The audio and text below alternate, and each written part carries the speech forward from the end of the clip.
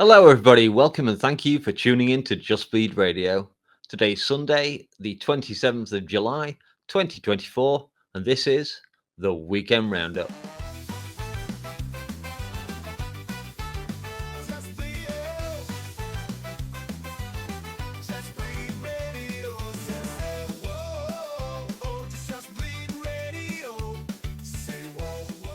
All right, Austin revealed to us after we'd recorded the show that it was his birthday today. So I'd just like to say happy birthday, Austin. A nice one trying to hide it, mate. You're going to get a call out anyway. So yeah, happy birthday from all of us at Just Bleed Radio. Mr. No Special, you thought you'd get away without a happy birthday from us, but that ain't happening. Happy birthday, my man. Glad to have you on the show. Glad to have you as a friend. And I hope that this birthday is one of the best. Shout out. Happy birthday, Austin. I hope your wildest dreams come true. Hey up, you bleeders. Just Bleed Radio is back, bringing you all the news from this weekend's UFC fights in Arabia. Fans were complaining that all the oil money was buying the sheikhs a better card than we saw last week for UFC 318. So let's have a chat about what we witnessed last night. I'm your host, DangerMouse, and I did actually manage to watch yesterday's fights. As usual, I'm joined by Just Bleed Radio's faithful reporter and my regular co-host. He's our Midwest marijuana connoisseur, and hopefully he's bringing all the smoke today. I say OH, he says I-O. And there he is. It's our man, LazyBed. How's things, mate? Pretty fucking good. Pretty good. Always glad to be here after an early card. So I'm energized. I'm ready to go. Let's make this a special show. And of course, we're joined by Just Bleed Radio's very own IPA. He's insightful, passionate, authentic. He's irreverent, playful, absurdly charming, and he's had enough praise now. It's Austin. How's life in Cali, mate? You ready to talk some fights? Yes, sir. And having a good time doing it, too. I mean, yeah, sure, I could yell at the top of my lungs, disturb my neighbors, cause my wife to get mad at me in the main event. But hey, who hasn't done that, you know? I'm ready to talk about fights. Good. Okay, a bit of news for you. Myself and Lazy did an interview with Ant Evans last week, the former head of worldwide media relations for the UFC, and the man who created the UFC Hall of Fame. We had a great time, and we have some great stories from Ant. So if you haven't already, click that subscribe button and ring that bell so you don't miss anything. And as always, leave us a like and a comment. All right, let's get on with the fights then. Let's see if they met the hype. First up, we had at light heavyweight Junior Anthony Smith versus Nikita Krylov.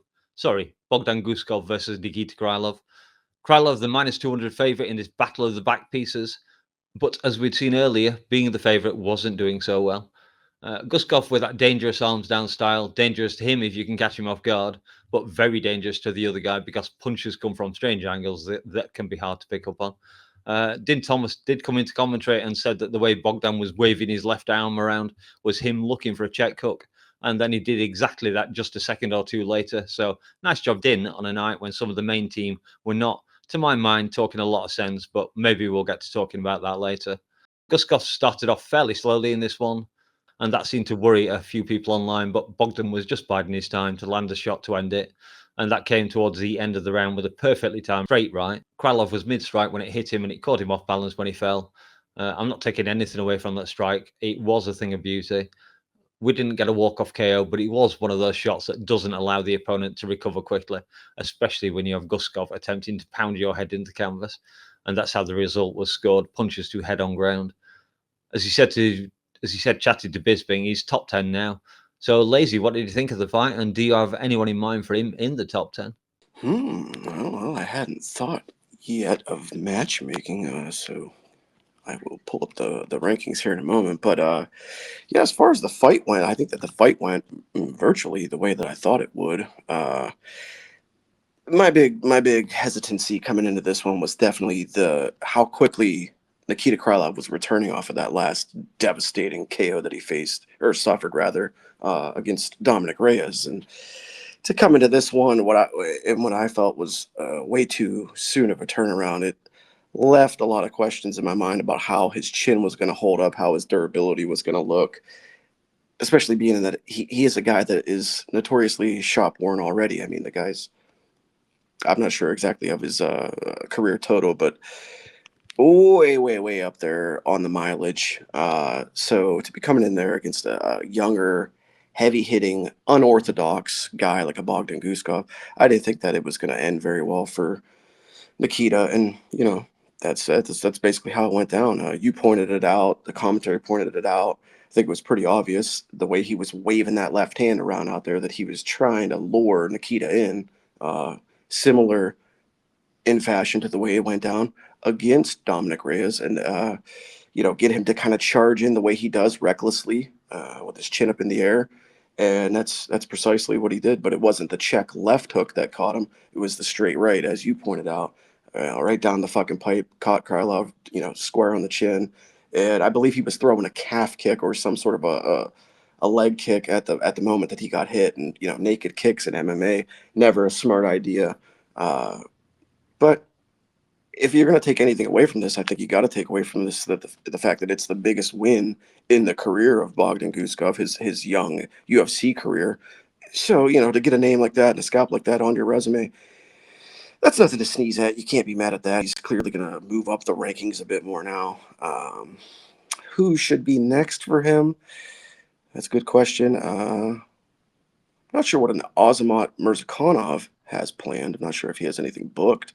But I think that would be a fun fight to watch. Two guys that are going to sling leather. There's not going to be much grappling. I wouldn't mind seeing him versus Mirzakhanov. That'd be pretty good. But yeah, all in all, my takeaway on this fight was just, it's not one that you're going to remember a long time from now, but it was a good win in the moment, and it's one that should propel Guskov forward. And I do have a headline from this fight, and it was Ukraine sends an Uzbeki hitman to neutralize the Russian defector. Nice. Yeah, I'd heard about or been reminded about the knockout that Krylov had earlier on. So that was another big reason for picking Bogdan for me, with that hammer of hands that he's got, to be fair. So yeah, Austin, what did you have to say about this fight? Any thoughts on either fighter, really? Well, it's interesting because Krylov was this guy who was kind of dynamic, but kind of like what's the I don't want to call him like a demolition man per se, because he's been this dude that we looked at as this not a dynamic fighter, but a capable fighter in this division. And he was on a win streak before he fought Reyes, right? But he had taken like 2 years off, came in, looked like the same guy pretty much, and then basically gets finished because Reyes has found life. And then he was raised back from the depths of hell of which he had been sent to many a time. And then this was supposed to be a rebound fight for him. Bogdan is not that dude who I think is a straight killer. I think he's capable. I just don't. He's heavy-handed. He's limited. He's not super dynamic with his striking. He's just pretty consistent, almost like an old school light heavyweight. I move forward. I can bang. If I can avoid certain shots that you throw back at me and keep it standing, I have a pretty good chance of winning. And that was the case. Bogdan got caught with a couple of strikes early on and just waited for that perfect counter. Krylov kind of kept his chin open as he was looking for a kick, and pretty much that was the beginning of the end. And Bogdan is capable. Given a particular matchup, he should win.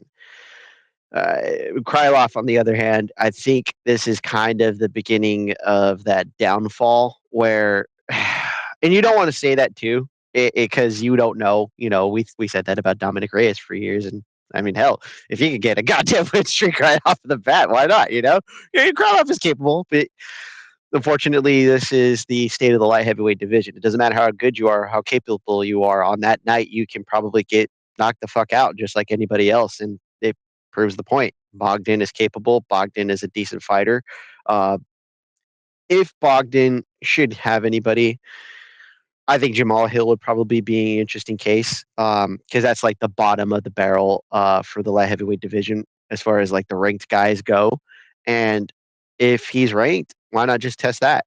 It would be interesting to see how that fight goes, just because, okay, well, we get a good indication if Jamal Hill has actually allowed himself to A, train properly, or B, come up with a decent game plan that, can evolve his abilities a little bit, maybe heal up a little bit while we're at it. But as far as Krylov, this is not ideal.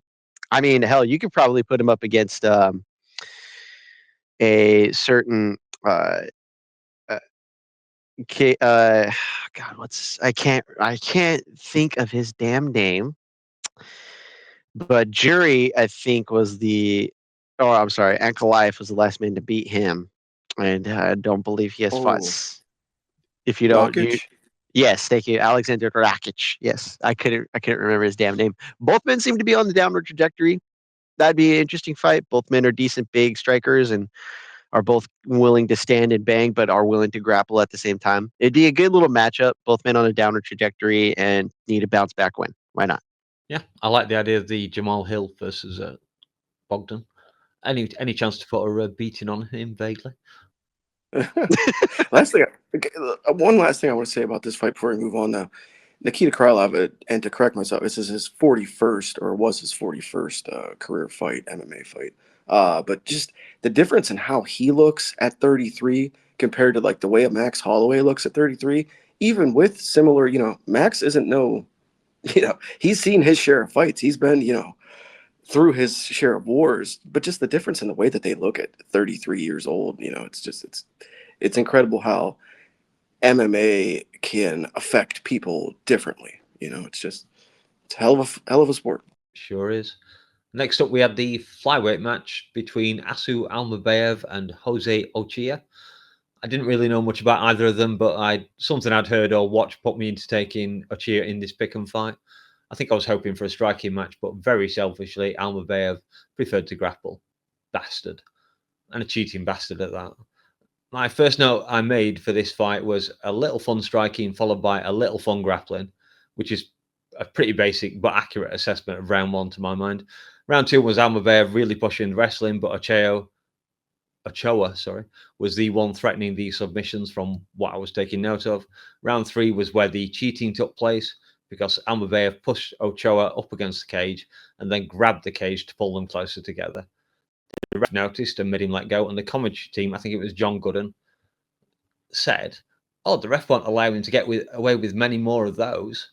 Shouldn't be letting him get away with any." So that as blatant a piece of cheating as you can get. You're not falling and making an instinctive grab. If it is instinctive, you've been practicing it. And we had far too much of that kind of shit last night. Anyway, we had a fairly similar round to the last one from what I remember. Almabayev took the win. That's all I can really say on it. And Austin, as you're a big fan of these small guys, and more importantly, our resident wrestling aficionado, why don't you take this one away? I'm sure you enjoyed this fight more than I did, so let's hear your thoughts. I mean, yeah, it's kind of the thing where, here's the thing. I like how Almabayev is capable, but it does show that he's very limited in his game. I mean, his biggest weapon was just an awkward overhand right that he would swing like a haymaker, but it would barely land or occasionally land, and that was like his only offensive weapon. Anything else was him being very desperate in the grappling department, which was the thing that basically saved him, aside from occasionally cheating. But everyone says, "Oh, if you ain't cheating, you ain't trying." Well, you probably shouldn't cheat. Fuck, I don't know. Maybe we should start taking goddamn points. But hey, that's just me. But here's the thing: Ochoa was probably put in this position to advance. And there was a lot of that, I think, on this card where guys were ranked high, facing guys who are either in the bottom of the top 15 or just outside of it. And I think that's a good indication that they're trying to get some mixture into the rankings, testing, Dustin Poirier versus BSD, right?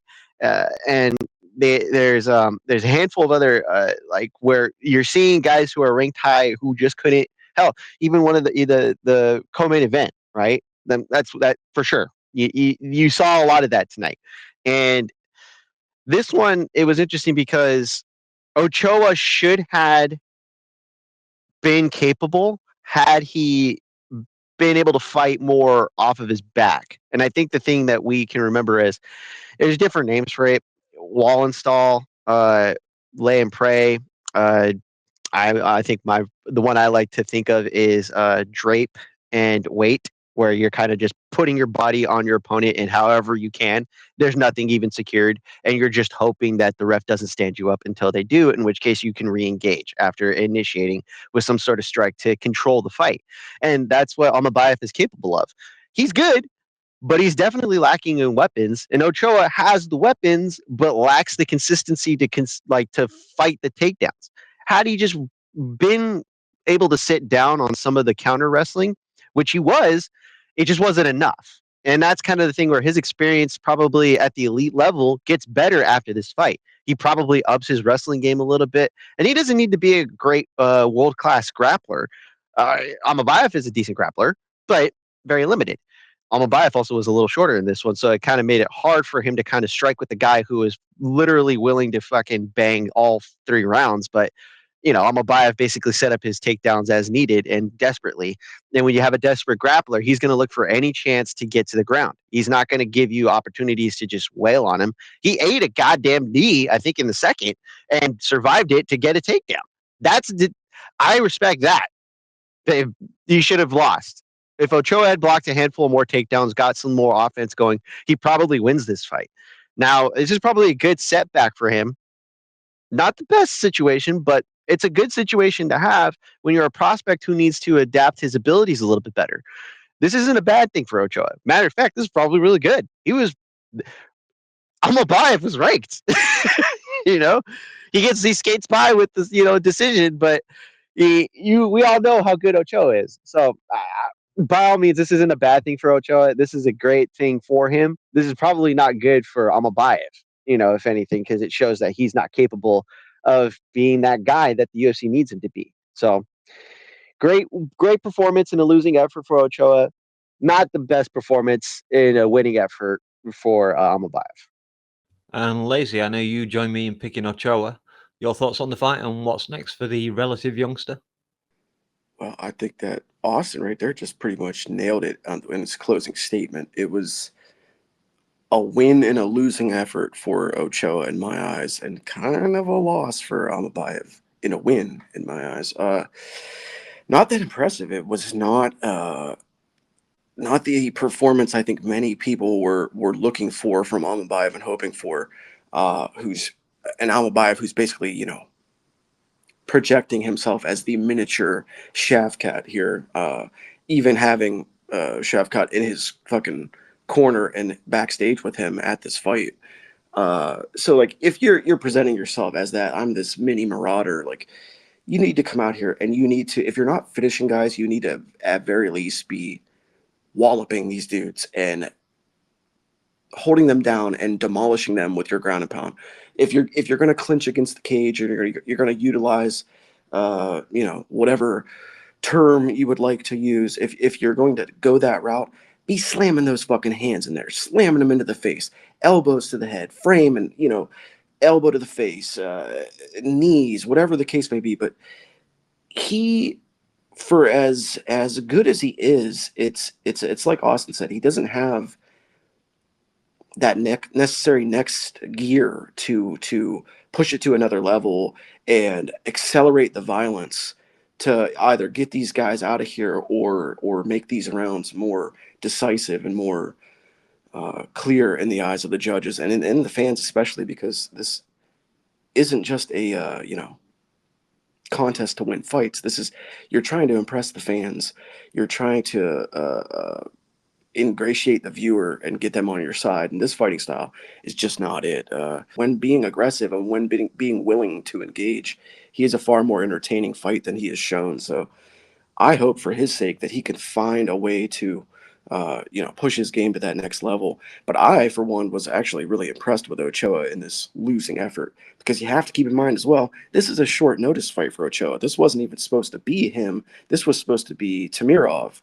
And had this been Tamirov, I think this would have gone even worse for Almabayev. And I think that we might have been looking at him, on the other side of this equation in a losing effort. So Almabayev should thank his lucky stars that he wasn't facing the man that he was initially slated to face. And I'll walk away from this, despite it being a red stripe on the Wikipedia page for Ochoa. This is a win in my book for him. And a generally forgettable fight that I'm not going to remember down the line from here. But when I do look back at it, the next time we're previewing or predicting a fight for Ochoa, I hope I remember that the heart and the skill that he showed in this losing effort. So that's basically my take. Yeah, I had a MK style technical issue there, so I didn't hear a lot of what Austin said, but I'm back now. Anyway, next up we have what turned out to be fight of the night, a middleweight feature bout that most definitely was not a middleweight bout. Austin's pick Sharabutin Magomedov Sharabullet took on Marc-Andre Barrio and won a unanimous decision, taking all 3 rounds. Great fight. Shara showing he can work from inside the tram lines or in the center of the cage, spreading destruction with his kicks and spreading it very evenly. He landed about 20 kicks. I think it was 20 to head, 22 to legs, and 24 to body when they tallied them up live on the show. So yeah, he definitely does not discriminate. And he showed that also that he can grapple up against the cage and that he can work elbows on the break. I suppose his work in the clinch isn't that surprising. He has done it quite a few times in fights. It probably is one of the best parts of his game. His boxing isn't that strong, but I guess given his limitations, that probably makes a lot of sense. That range would not be good for him. And he showed that he's tough, because just after Bisping said that the Pirate had entered flow state, well, that was the moment Marc-Andre Barrio landed a punch out, or maybe an elbow, I couldn't see it on the replay, and splattered his nose, clearly breaking it. He really made it change shape. Momentarily stunned Sharabullet, blood flowing from it, giving him the appearance of a man wearing a red mask for the rest of the round. But Shara was able to recover enough to not just survive, but to retake the round with some vicious knees to the body in that clinch that I just mentioned, and then some follow-up shots that came close to finish in MAB. Round 3, Bullet was in the ascendancy, but he couldn't close the fight out, although he did come close. And Austin, it's not your turn, so what do you have on this fight, Lazy? Swerve. Oh, that was good. That was good. Well, what I have on this fight, I do have a headline here from a local Dagestani paper here on Sunday morning, and the headline reads, "One-eyed man involved in unfortunate accident that leaves him with a convertible nose." His nose is now a transformer. He can transfigure that thing however he likes. Sharabullet, God bless you. I hope you get the surgery you need to reaffix that fucking nose of yours. Credit to Austin for selecting a man that I thought wouldn't be nearly as active as he has been. Like, whenever there is a Middle Eastern card, this guy's fucking on it. Like, hell or high water, he's going to compete. And as we know, these Middle Eastern cards are coming in hot and heavy more and more. So, yeah, smart move picking this guy, because he's been pretty active. And they're feeding him guys that he could beat. They're giving him the treatment that I wish they would have given a lot of the one-dimensional strikers that have come into the UFC that I've liked. Who they gave the hard route. They're giving Shara the fucking highway to heaven over here. It was impressive to see the grit and the durability and the constitution of Shara to eat that shot that, like you said, shattered his nose, and to continue on. He was covered in blood. He was busted up. But at the same time, this is a double-edged sword to me, because while that's a positive, it's also not really good for Sharabullet's stock to see him get taken to the absolute fucking brink by Marc-Andre Barrio. Like, that's not good. Marc-Andre Barrio is a guy that he's on his way out in his career, has been for a while. He was limited to begin with, and he now drops down to 2-4 in his last 6 after this loss. So he isn't on a hot streak himself. So they kind of fed Shara a can here, and my man went fucking life and death with MAB. That's tough. So yeah, in the end, it's a nice showing to see a side of Sharabullet where he can face adversity and come out the other side victorious, but a bit too close for my liking, and I bet you a bit too close for many's liking. It did come in to benefit where he was fighting. I do think that the cards went unanimously his way because of the location of this event. I think that you very easily could have given MAB that round where he cracked him and fucking destroyed that nose. But either way, He looked like he had Takis in his beard with as red as it was. It was hilarious to me. I was laughing pretty hard. Yeah, as far as the nose goes, he could get a metal one. He's a pirate. That'd be very fitting. All right, go on, Austin. Let's hear from you. Money, money, money, money, money. Yes, yeah, and yes, to your point, Lazy. I did pick him because I felt like this was the type of situation where they were going to constantly feed him guys in the Middle East. Remember the thing that we said about Khamzat Chimaev? He can't really fight anywhere else. He's kind of stuck there. It's the same goddamn thing with this pirate because he's got one fucking eye. No other commission is going to fucking actually let him fight in their goddamn state because he's got one eye. He can't really fight anywhere else. It's not like anytime they go out to this region, they're going to have a place for him. And anytime they've ever been there, he's been trying to make sure he's noticed or noticeable, putting on a performance, trying to actually finish his fights. He's a stand-up guy. He's not really a Dagestani wrestler, although he hails from Dagestan. He's one of those dudes who's he's got a little bit of an edge to him if you kind of notice some of his fights or even like some of the stuff we had in the background. He's not going to be a top 10. I don't think that's the case unless they, gets like a 5-fight win streak together and he beats a ranked opponent, which they could give him. I don't know how good it's going to go considering that he's both lost now to MVP and had a really tough fight with Marc-Andre Barrios. Like that's kind of the situation where, okay, we know what his limit is.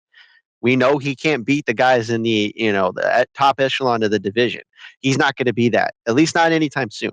And he's still relatively, I think, young. I can't remember his age right off the top of my head, but I think he's still in his 20s, if I'm not mistaken. 31 years old. Ah, fuck. Okay, never mind. he's got limited time. He's got limited time. But yeah, I mean, hell, they'll probably just still keep him there. They'll pay for him to be there. The crowd seems to love him. And at least, if you're got a local fighter who's willing to put on performances for the region, fuck it. Why not? Just keep feeding him guys that he can beat. Well, hopefully they're not any tougher than Marc-Andre Barrios. I mean, last time we had this conversation, I picked I picked him, and he had MVP as his first fight for the year. And I was thinking, God damn it, why did I have this fucking guy? But he's shown as to why we pick him. And that's the thing. I think the next time they do go out there, they just need to give him somebody who's outside of the top 30, just a guy who's there, possibly. You look good tonight. Despite being in a back and forth war with Marc-Andre Barrios, a middleweight, if there ever was one, not in the bad sense, but just a guy who will either get obliterated or get an obliteration on his record. Like he'll be that dude who can show up, get knocked out in 30 seconds, or show up and then knock somebody around for like 3 rounds. Like he's that dude. He's your typical journeyman fighter, and that's fine as long as they're giving Shah, journeyman fighters. He should be fine. It's interesting though, because a fight I would love to see is him versus Costa, just to see what it turns out to be. But we probably won't get that anytime soon. But it'd be interesting. If not, why not just feed him Michel Pereira if he wins? If he wins, give him Shara. Fuck it. Why not? That dude needs to bounce back after the humiliating loss to Anthony Hernandez. That'd be my guess. Just imagine for a second if Shara could wrestle even a little bit. If he could just wrestle some, he might be a contender. He might be with that striking ability and that what we learned yesterday that we didn't quite know, that the man has heart and the man has grit. He has the potential to really be something if he could just pick up some fucking wrestling. And brother, you're from Dagestan. Go home 2 to 3 years and forget. Why need to wrestle when you could just grab a cage? That's fair. Fuck. Got me. I will say, if he's good at, because he does seem to be able to go those 3 rounds, he has to. He's a late finisher for most of his fights. So that makes him an ideal choice for a main event sometime for a fight night in Abu Dhabi or Saudi or wherever. Just a thought. And as you just said, Lazy, he has shown that he has that grit to go through a fight, which we have a discussion about another fighter on our Ant Evans interview. But no spoilers on this one. He'll have to tune in to catch that one and find out who I'm talking about. So next up, we had co-main. We had Petr Yan versus Marcus McGhee at bantamweight. Yan the firm favourite, and he delivered the performance I was expecting. I knew McGhee was tough, but Yan had far more experience at this level. There are levels in this game. His losses came against Aljo, Merab, and O'Malley, all champions in this division, and McGhee wasn't one of those guys. And although he's completely correct to take this offered shot, it was always going to be a tough battle for him. Yan took the fight 29-28 on the cards, and I doubt anyone is screaming robbery about this one. Yan with that tight high guard, that right hand of his glued to his chin, unless he's hitting you with it, of course. We saw it a lot in round 2, where he would just step into range, bring those hands and arms up to cover his head, and then as he's in the pocket, he's just waiting for you to tire out or for him to spot an opening and get the chance for a reply. And that reply can be anything from an elbow to a leaping knee. But Yan isn't super flashy, but he does have those little flourishes in his game that are so nice. Little trip he caught McGhee with in the last 15-20 seconds of the fight. I love seeing that. He was one of the fighters I was trying to think about when we talked about judo a while back on Sunday Night Scuffle. Great job by Yan. He was ranked number 3 before this fight, and nothing's going to change there. So what's next for him? I guess he could fight against Umar Nurmagomedov to see who gets to take another crack at Merab. And Austin, it really is your turn. So what did you love and hate or hate about this fight? And what's next for these guys? No, I mean, I think I picked Yan in this fight because I thought his veteran savvy was going to come into play, and it did. And then I figured because this was another matchup where a ranked, top 5 ranked fighter or opponent was going to have to face against a guy who was trying to get into the rankings or found himself just inside of the top 15. You know, like it was another matchup where a guy who found himself in the rankings kind of bit off a little bit more than he could chew, but it wasn't by all means a bad performance. And I think you could see that. And I think McGhee, as far as I can tell, he's capable and he's durable. He's limited in what he can do, but he's got this consistency with his pressure that makes me think he can find a way to win against some of these other ranked guys. He just needs to add a few more gifts or skills to his trade, and I think he can find himself on a win streak if he's consistent and he fights often enough. Now, it also depends on the matchup. I think it shows that he's capable, but this was just a step too far. Yan showed up in pretty much a peak performance type of deal where and here's the thing. Yan has been facing the top of this division for like a while now. And it's not like he's a young buck either. Like he's been champion. He's lost the belt, fought for the belt, been 50-45 by Merab, lost a split decision to Sean O'Malley that a lot of people thought he won. He got, the belt taken away from him when he fought Aljo the first time in a fight that he was handily winning, and then lost a pretty, competitive fight, but willingly lost the fight against Aljo in the rematch. And here's the thing. He could get back there again. That's not an issue. I think he did need a situation where you allow for guys in the top 5, maybe in the top 7 to get tune-up fights, because that's what the division needs sometimes. That you can't have the guys in the top 10 only fight each other and get a good read on where the division is at. Sometimes you need guys to fight backwards. Dustin Poirier did it for lightweight. Yan did it for bantamweight now. This is what the division needs in order to get decent turnover, or at least figure out, hey, who's coming and who's going. Yan just proved he's still there. Now, he had a pretty contentious fight with a guy who is durable as all hell. I mean, I don't know. It's weird to me because it's like McGhee is kind of like an older contender, or at least he looks like it. And Yan looks like he has a baby face, but we can tell he's definitely older. But these guys pretty much put on a pretty good performance, and if it wasn't for Shara and Marc-Andre Barrio, this would have probably gotten the fight of the night, because they did not stop throwing hands, and it was pretty fun. I mean, it showed that Yan was still capable. He's got that high guard, as you were saying, Mouse, and he's still putting out decent strikes. McGhee was eating them, trying to stay in the fight, and it didn't matter. He never got discouraged. He'd eat a right hand, eat a low kick, he'd get tossed on his head, and then regain himself and come forward and land a punch or two on Yan and force Yan to correct and readjust and then land a combination back. These guys were going ham, and that was awesome. Just a step above where McGhee was, and a good test and a reminder why Yan is still good in this division. Yep. Okay, just to call you out there a little bit, Austin. Yan is 32 and McGhee is 35. That's okay. I was saying Yan is not old, but he wasn't young. Okay, that's all I was saying. That's all I was saying. 32, technically speaking, is in his prime. So, I mean, he's about. been through a lot of I know wars. he's phantom weight, so maybe that switches slightly. But yeah, McGee's definitely. You were saying about McGhee as well, having to add some weapons to his game. He better hurry because he doesn't have that long. Anyway, Lazy, what you got on this fight? There's a lot you could actually talk about from this fight. To me, this was one of the fights on the card with the most storylines, the most that you could actually sit down and chop up and dissect and discuss. So yeah, quite a bit to say on it. Well, first thing first, though, did you guys see Petr Yan's sons come in the cage with him at the end? Yes. There? Yeah. In hindsight, maybe letting 3 Petr Yans in the cage was a bit too much. You know? Just imagine being fucking 6 years old and already having that Petr Yan hairline. Those poor kids. Oh, terrible. But yeah, a lot to discuss about this fight, though. And first, I'd like to start with the why of like why this fight even went down. Why did Petr Yan take this fight against somebody ranked number 12, like we were, just discussing when he's ranked number 3?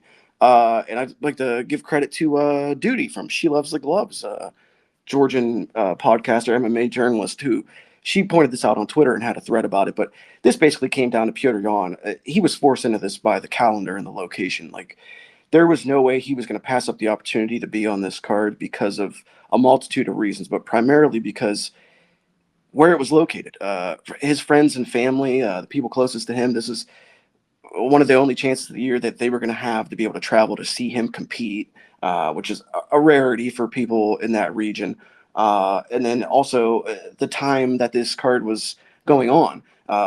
This was on early for us because it was on their local time. So this was a chance for people in that region, his real fans, his fan base, to see him live and in prime time in a big spot. So, I think to him that the opponent was sort of irrelevant here. It was more the placement and the timing of this whole thing. So that kind of explains why he would take this fight. And I think that he's a guy that's confident in his abilities and in his status as one of the best guys in the world, that he figured, put whoever you want in front of me in there, ranked number 1, ranked number 12, doesn't fucking matter. I'm gonna kick their fucking ass.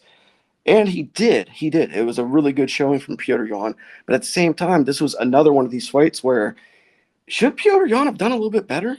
Like, I kind of think that Petr Yan should have done a little bit better here. He looked really good, but against a barely ranked fighter in your division. Now, we know Marcus McGhee is great, but if you're a casual fan and you see the rankings of these two guys and them going at it last night or yesterday afternoon, you're going to expect the number 3 to be really putting it on the number 12 guy. So a former champion in Petr Yan, and then a guy in Marcus McGhee who just got involved in the sport a couple of years ago. He's 35 years old, not the most experienced or credentialed guy. I think we should have maybe seen a little bit more out of Petr Yan, but maybe he was playing it safe, whatever.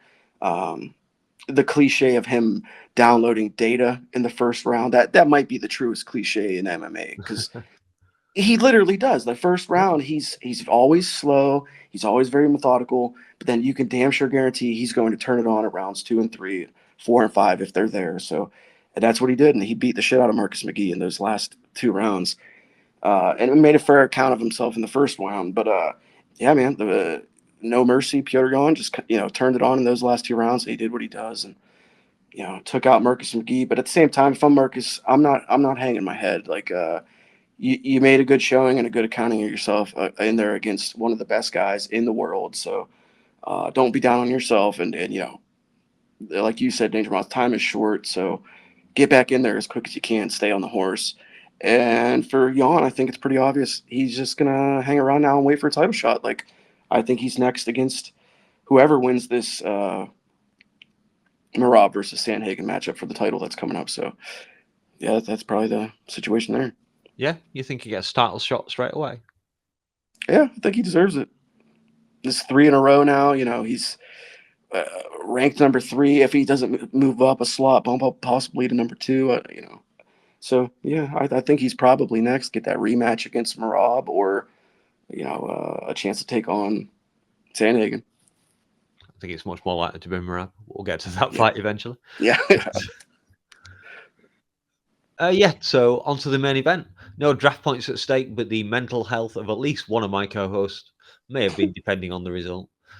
Octagon veteran and former champion Robert Bobby Knuckles Whittaker taking on relative newcomer to the UFC, and the owner of a difficult name to pronounce, at least for Long Island Luke on the main card minute.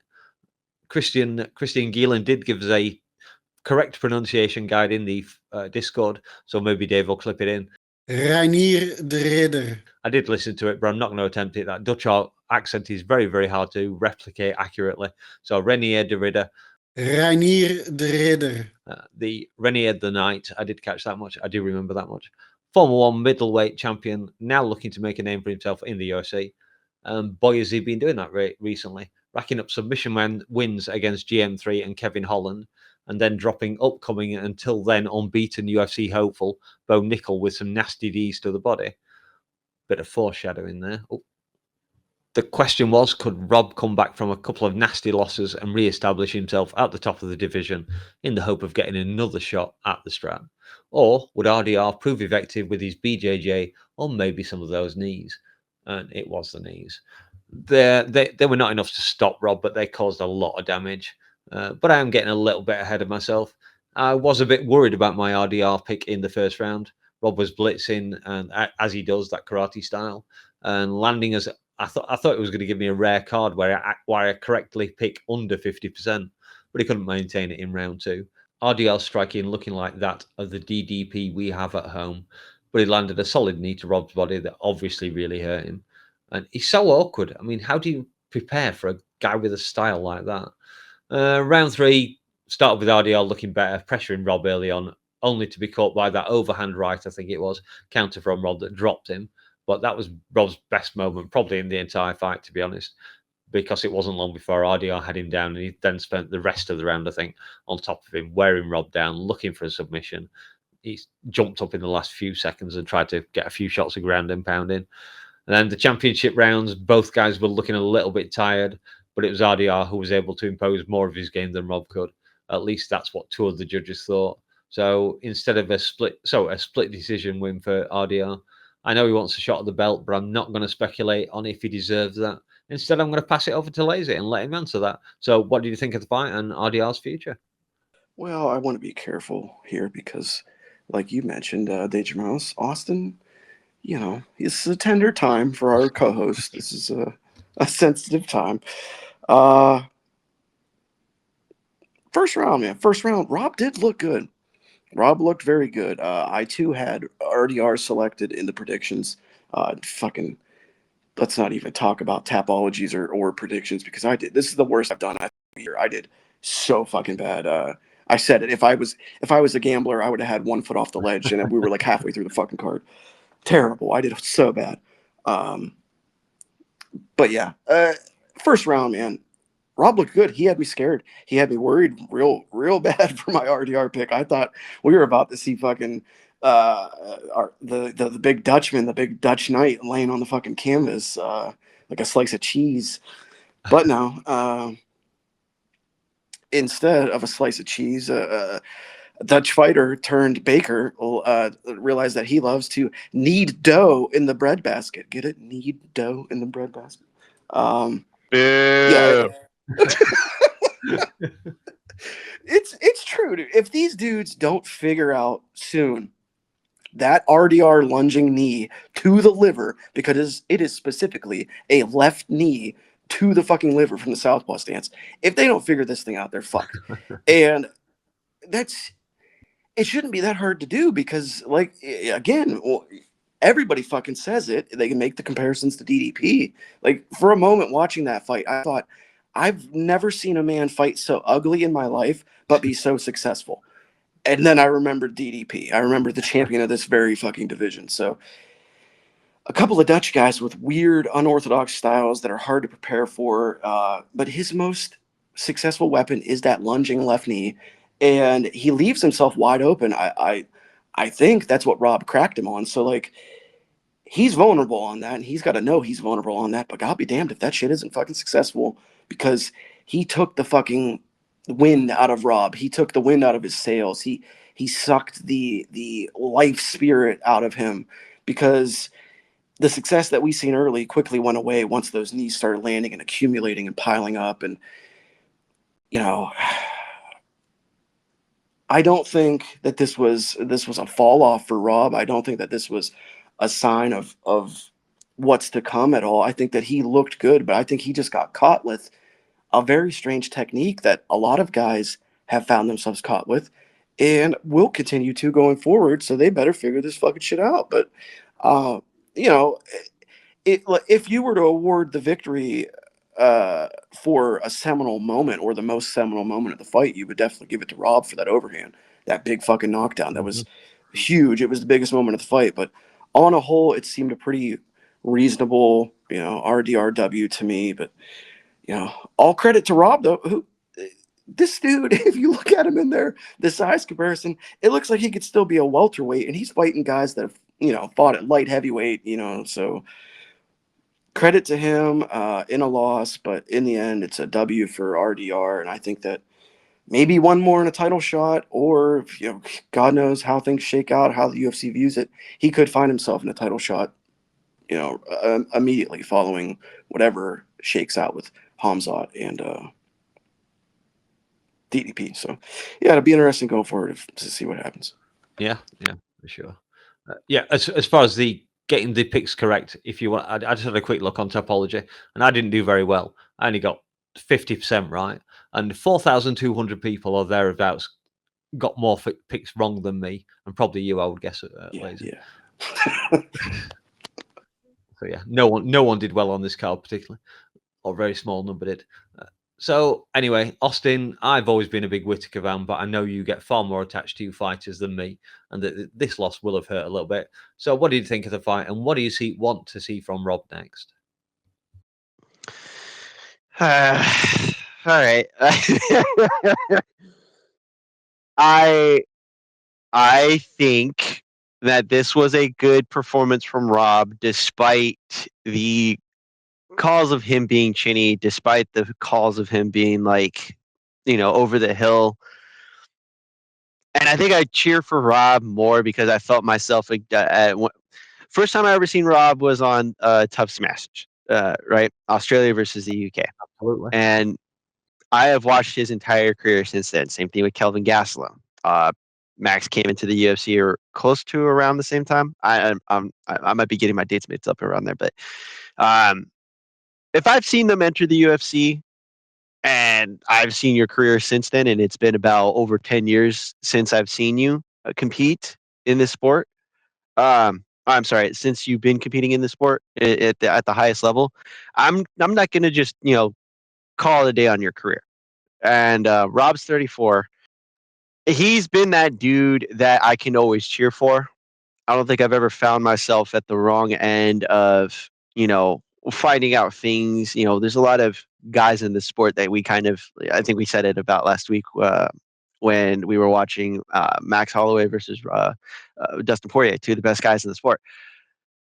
Rob is one of those dudes that you can look at and think, yeah, he's a fun guy to watch. He's not a complete asshole.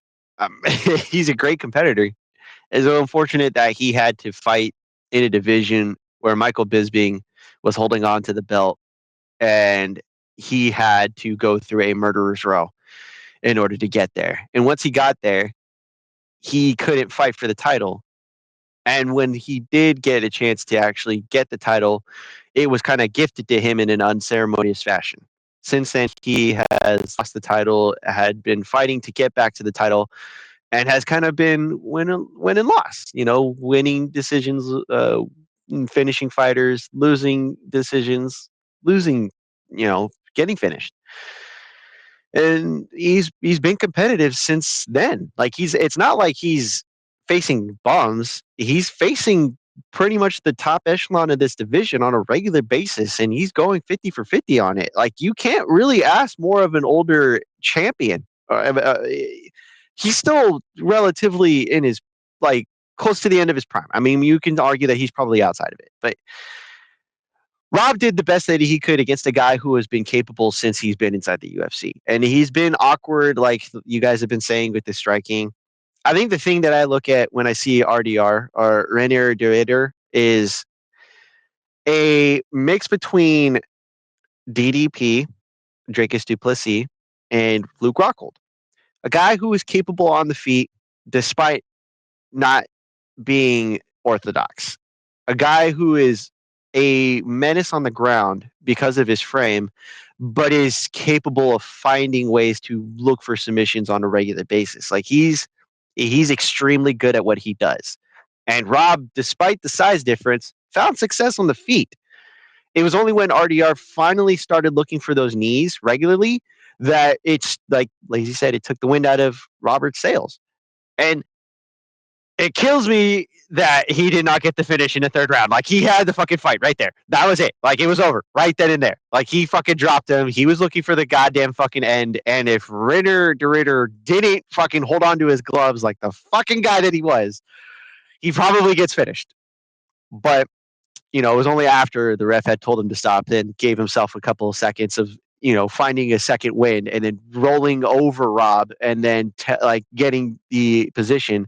I had a 2-2 going into the fifth. And there was long jabs, long strikes from, that were coming from Reinier de Ridder landing on Rob that were kind of slowing him down. Those knees pretty much knocked out his cardio.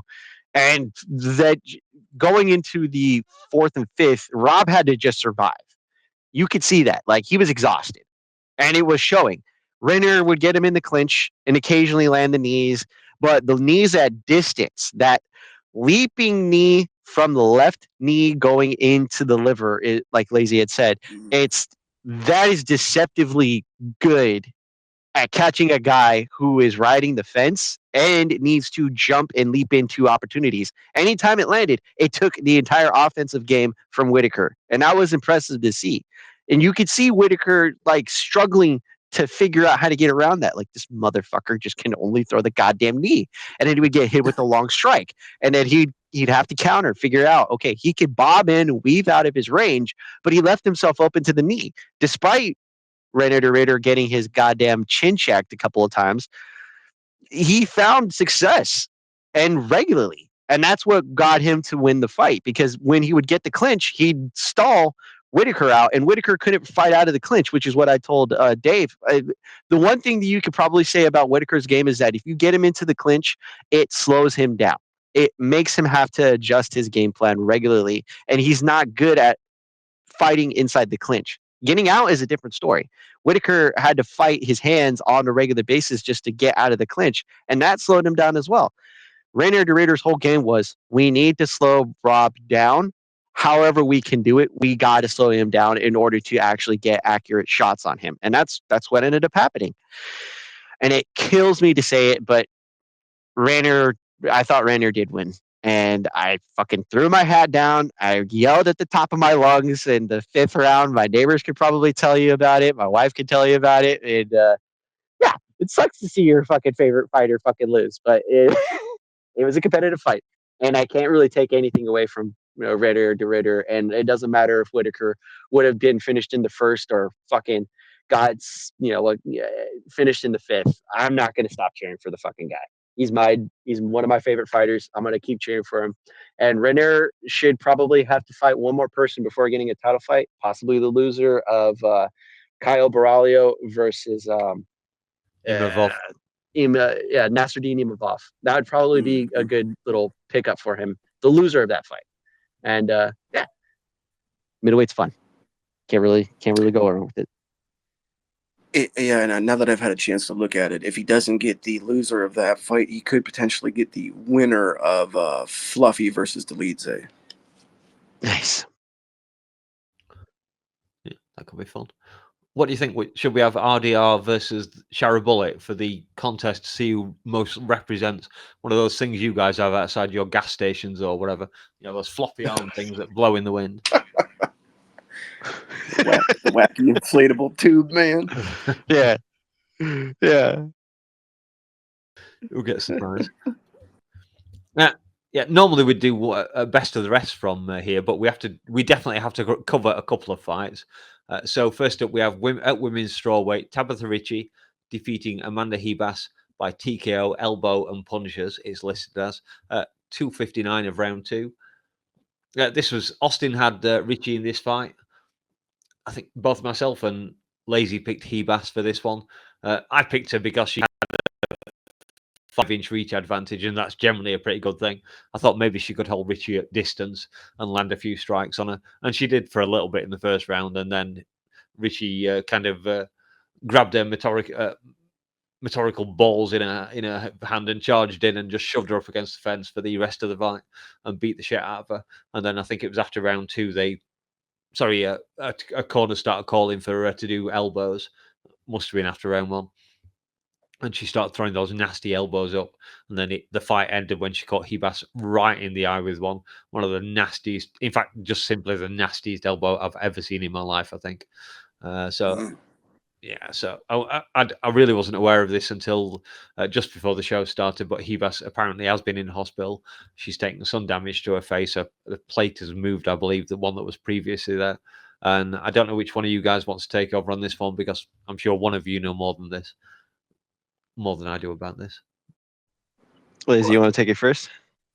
Yeah, I could jump in real quick. Yeah, so most people can just look online and get the story from better outlets than us, and probably will have by the time they hear this. But yeah, that's apparently the situation. She's had a fractured orbital before that was surgically repaired. When they repaired it, they put a titanium plate in the eye area, in the orbital area, and apparently that elbow last night from Ricci landed, directly on that plate, or in the perfect place to move it and shift it, and the muscle shifted and got trapped under the plate, which sounds fucking excruciating. Yeah, I guess it was so bad. The pain was so bad. In fact, she passed out backstage prior to them shipping her, straight directly to surgery. I'm sure by now she's probably under the knife actively, or has been already, but they were going to correct that. She said something along the lines of she was in so much pain that she couldn't understand the languages that were being spoken to her, and she couldn't even speak Portuguese, her native language, properly at that point. She was in so much pain. So yeah, that elbow fucking must have done some serious fucking damage. And like you said, the corner pointing it out and her following the instruction that well, yeah, didn't see that coming. And apparently neither did Hebas. Hebas didn't see it either. yeah. Austin, I guess you get some glory in this one because you've picked some draft points. So, what do you have thoughts on the fight? Whatever. Take it away. Baby shark do do do do do do, baby shark do do do do do do, baby shark do do do do do, baby shark. Yes, that's just for Daz. He hates that song, by the way. This was the thing, man. I kind of took a shot in the dark with Tabitha Ricci. I assumed that she would be fighting more often than she was, and I didn't think she was that talented. I just didn't think they were going to feed her people that were going to just, roll over her and just kind of make her look like she doesn't belong here. Because we've had conversations about whether or not she is capable of being inside the UFC. And this is one of those situations where her striking just doesn't look good. She's athletic, sure, but she's pretty small for this division, even being at 115 pounds. She's also one of those people who you just look at and you're like, you're very limited in what you can do to begin with. Like she struggled with Amanda Ribas, who is not even the best striker in this division. If you looked, Ribas is pretty much keeping her head in the same place when she's throwing strikes. She doesn't really have great head movement. On top of the fact that her strikes are pretty basic, right? And Ricci had to swing as if she was like a fighting a fucking giant, because she couldn't reach fucking Ribas. So that's her only option, was to fucking clinch up with her and look for takedowns. It was only when she was told by her corner to use that cutting or bludgeoning elbow, and it's an up elbow, or it's an up down elbow, and it wasn't like a cross, like a traditional elbow word where you kind of grabbing the back of the head and bringing the elbow across your body. It's an elbow where you're just kind of like looking to see the quick release elbow, more or less. And she fucking like got her right off the bat with it. And then the minute she could tell that she was hurting her, she fucking win it again. She wasn't exactly winning the clinch battle. Matter of fact, Hibas was just kind of keeping her clinched up, kind of like a little sister, kind of, you know, the big sister, little sister situation where she's kind of like holding on to her, like, oh god, this again. Where, you know, Ricci all of a sudden hits her, she's like, oh shit. And that was it. That was it. I got lucky on that one. And I mean, hey, I'll take the points. Money. And despite that elbow, as nasty as it was, to the eye socket, that wasn't the worst eyeball we've seen, was it? Not visually, no. I'm sure we're going to get to that. Certainly not visually. If we have time, I dare say we will. Where was I going to go? Oh yeah, we have another card, of course. Another fight on the card that brought draft points, and that was Bryce Mitchell taking on Said Nurmagomedov.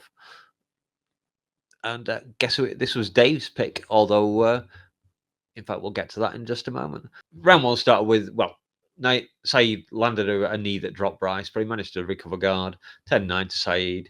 Then round two, it was looking like Bryce was doing pretty well, and Said got a great reversal.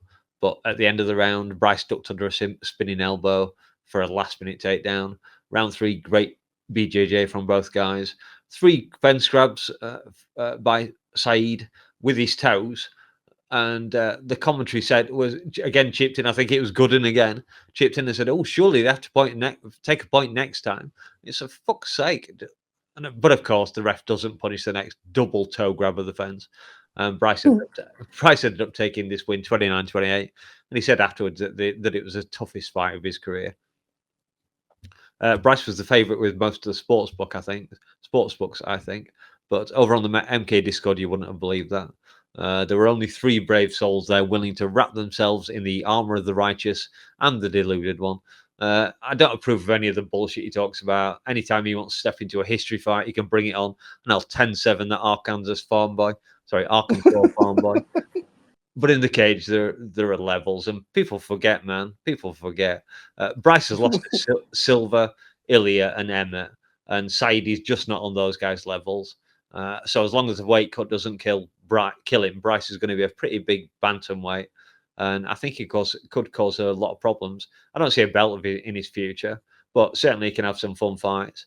But I should point out that Dave, whose draft pick he is, did not pick Bryce. However, I did, and I think maybe I should get half of those points. Leave a comment if you agree. Points for the faithful. Speaking of which, saying Bible verses in a Middle Eastern cage, you really are a believer, Bryce. So, yeah, anybody else got anything they want to say about this one? Go ahead, Austin. He's just fucking the Hitler Youth, like fucking loves to just put himself in these positions, doesn't he? But no, like here's the thing, man. Like he's decent at what he does, and that's grappling. Like he went down a division. I didn't think he could lose more at this point, but like Edson Barbosa, he proves that hey, he can make the weight and he can be competitive.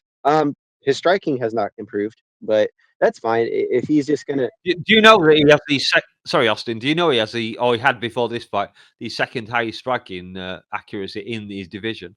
I dare say most of it's from ground and pound, but it's. I think that's the thing is that his striking is a tool, kind of like how Khabib used to be for his grappling, and then it would be if my opponent can't move because I'm on top of them, it makes it easier to punch them, right? Yeah, the numbers might be inflated, but anywho, he looks one dimensional in this division, and I'm assuming that's because of the weight cut. And hey, look, man, I'm not going to tell a fighter what weight class he should or shouldn't be. I can recommend what they should be trying to fight at or what they could be looking to do at a different weight class. But we're seeing the evidence. If these guys can't really stop his takedown attempts or takedowns, he's going to just out grapple them. And that's going to be the bread and butter of which he wins these fights. And that's fine. Is he going to beat the top echelon of the division? No, I don't think so. You can't just win with one aspect at 135 pounds. You cannot. And if you do, well, there's going to be someone that comes along. All they have to do is just figure out how to get around your game, and pretty much you won't be champion anymore. We've seen it happen. And these guys are not going to just let him roll over him. Like, despite his views, yeah, I think he's capable of becoming a top 10 guy for sure. And if you are Nurmagomedov and you're losing in the grappling department, I think you should turn in your name. But that's just me. I'm not just to really talk about this one. It's not like I want to go fishing with the guy or anything. You know what Saeed needs, don't you? Send to Arkansas, 3 years, forget. I saw Bryce fucking saying that shit. He needs to fucking slow his roll a little bit there. It's funny that he said that this was the toughest fight of his career.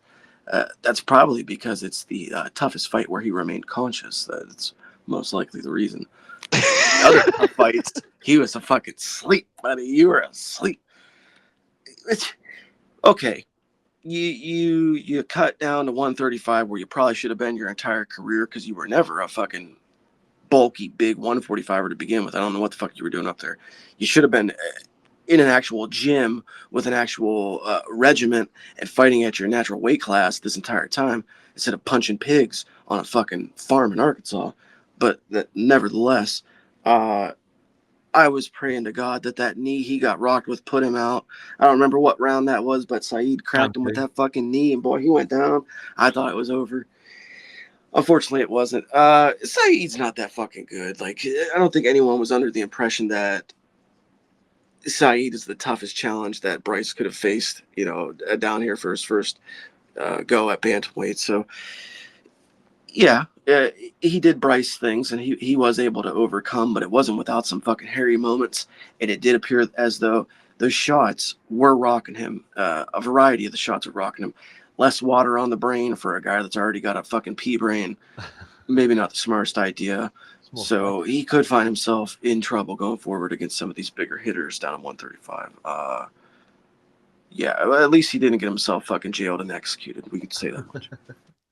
Yeah, for sure. Like I said, we do normally do a best of the rest here, but we haven't got a lot of time left. We're running out of time here.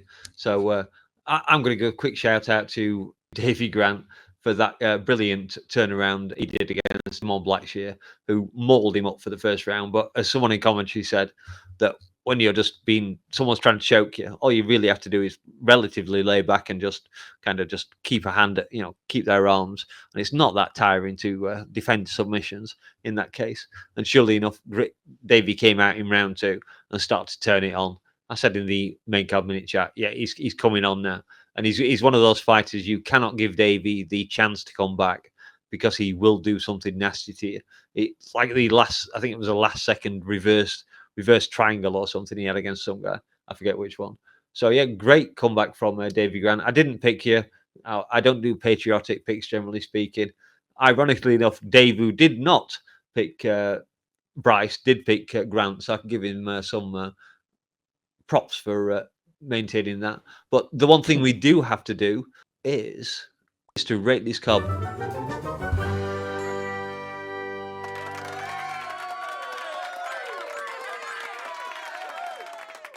But before we do, I have to finish my score for last week's UFC 318.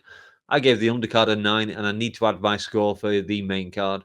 And although the main event was awesome and there were some good fights, there was a lack of finishers, and so I'm giving it a 7.8 to give me an overall 8.4 for UFC 318.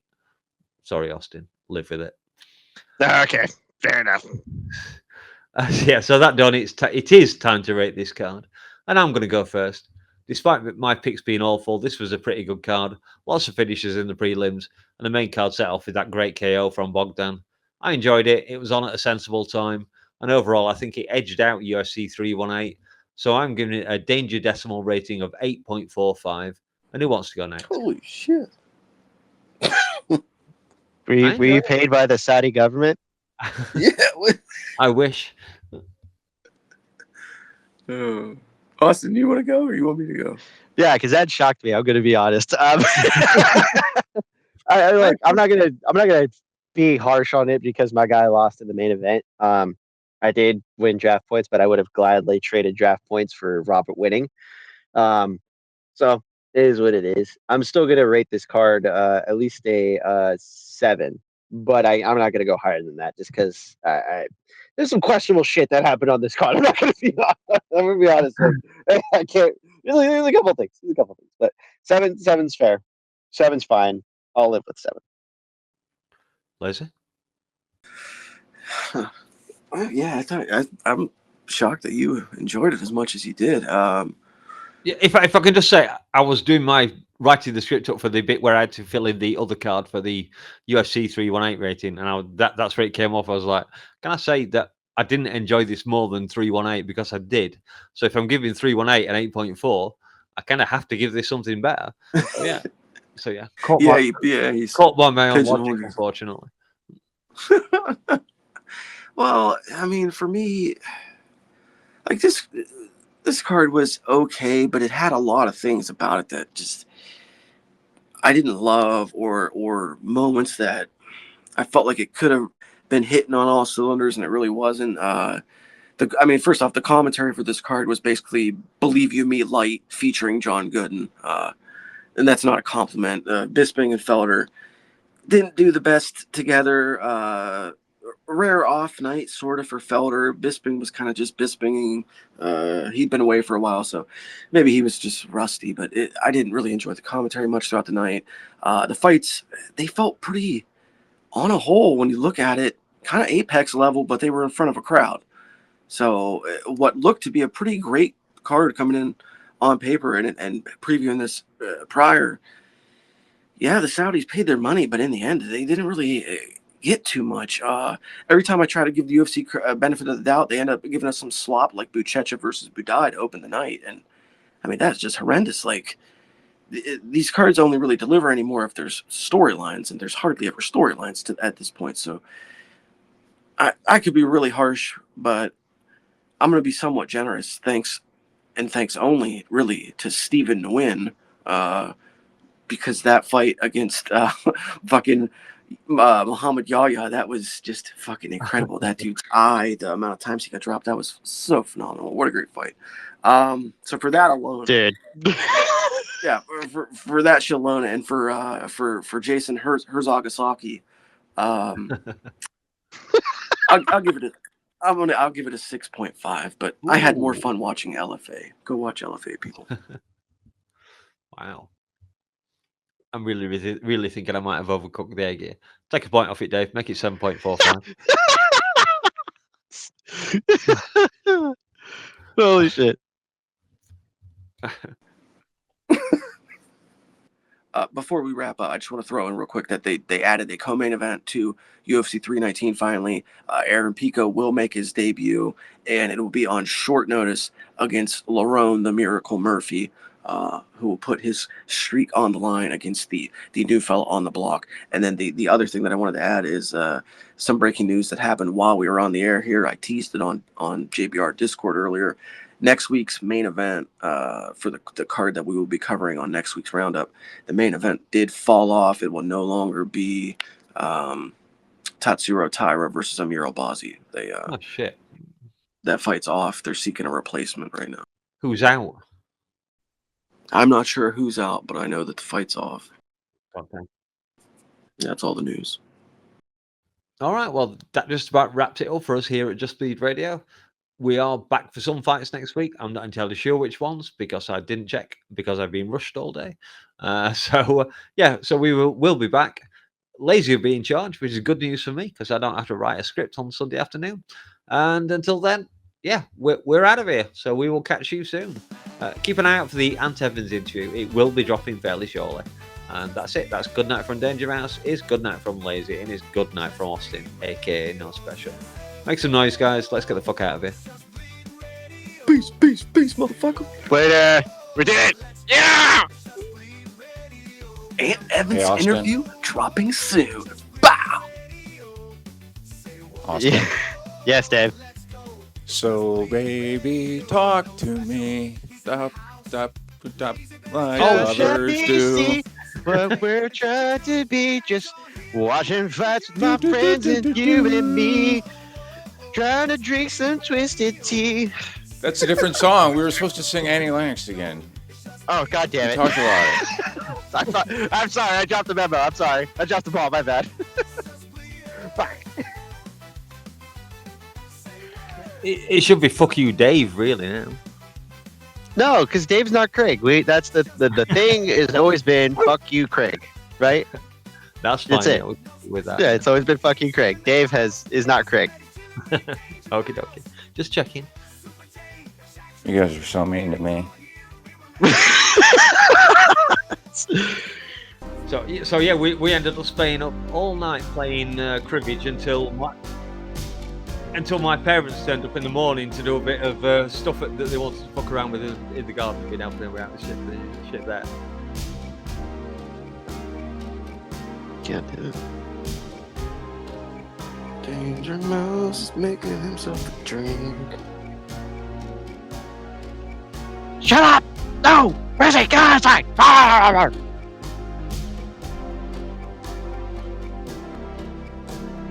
Oh God, the Hitler Youth. At least you're not on cocaine. Like, you know, him.